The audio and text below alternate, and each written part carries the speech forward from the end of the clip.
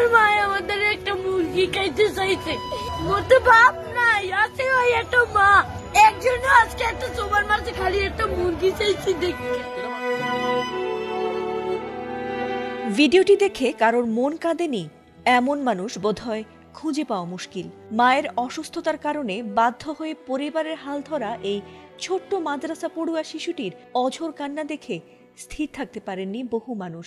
অনেকেই সাহায্যের হাত বাড়িয়েছেন, আবার অনেকে ভিডিওটি দেখে শিশুটিকে খুঁজছিলেন যেন তার পরিবারে কিছু সহায়তা পৌঁছে দিতে পারেন। তবে সত্য কখনো চাপা থাকে না। অনেকেই খোঁজ নিয়ে সেই ভাইরাল শিশুটির সম্পর্কে যে সত্যতা জানতে পেরেছেন তা রীতিমতো ভয়াবহ। অনেকে এবার সেই শিশুটির আসল চেহারা ফাঁস করে দিয়েছেন, যা রীতিমতো ভাইরাল হয়েছে নেটিজেনদের কাছে। আমার বাবাটা কাপ্তান ব্রিজের অ্যাক্সিডেন্টে মারা গেছে। কথায় আছে, চোরের 10 দিন আর গেরস্তের 1 দিন। তথ্য প্রযুক্তির কল্যাণে যতই কেউ অন্যায় করে কিংবা মানুষের আবেগ বা বিশ্বাস নিয়ে লুকোচুরি করতে যায়, ততই যেন তার ধরা পড়ে যাওয়ার সম্ভাবনাটাও বেড়ে যায় বহুগুণে। তেমনি এবার এই ছোট্ট ছেলেটির মিথ্যা ও দ্বিচারিতার বিভিন্ন প্রমাণের ভিডিও ছড়িয়ে পড়েছে নির্দুনিয়ায়। আমরা যেখানে থাকি আমাদের বলগুনা মাজার আছে না। ঘটনাটি বরিশালের, আর ভাইরাল হওয়া প্রথম ভিডিওতে সেই শিশুটিকে কান্না করে অভিযোগ করতে দেখা গেছে। সেখানে শিশুটি বলছিল যে তার বাবা মারা গেছে এবং মা শয্যাশায়ী।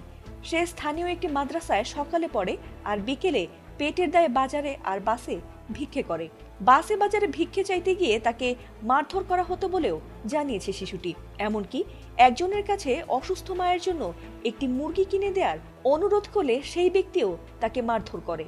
পরে কোনো এক ব্যক্তি তার প্রতি সদয় হয়ে তাকে একটি মুরগিও কিনে দিয়েছেন বলে দেখিয়েছে শিশুটি। এছাড়াও আরেকটি ভিডিওতে শিশুটিকে দেখা গেছে বাসে তার নাম আব্দুল্লাহ বলে জানালেও ঠিকানা বলতে বারবার যেন থমকে যাচ্ছিল সে। এরপর স্থানীয় অনেকের কাছেই বিষয়টি নিয়ে খটকা লাগলে তারা খোঁজ নিয়ে যা দেখেছেন তা বোধ হয় হতবাক করে দেওয়ার মতোই। স্থানীয়দের করা আরেকটি ভিডিওতে ছেলেটিকে দেখা গেছে বেশ উদ্ধত আচরণে। এরপর বেরিয়ে আসে এই ছোট্ট ছেলেটির বড় মিথ্যাচার। জানা গেছে ছেলেটির নাম আব্দুল্লাহ নয় বরং জুনায়েদ এবং তার আসল ঠিকানা বরিশালের পলাশপুরের গগনগলিতে। আর তার মা মোটেই শয্যাশায়ী নন, বরং সুস্থ, এমনকি তার বাবাও বেঁচে আছেন এবং তিনি রিকশা চালান।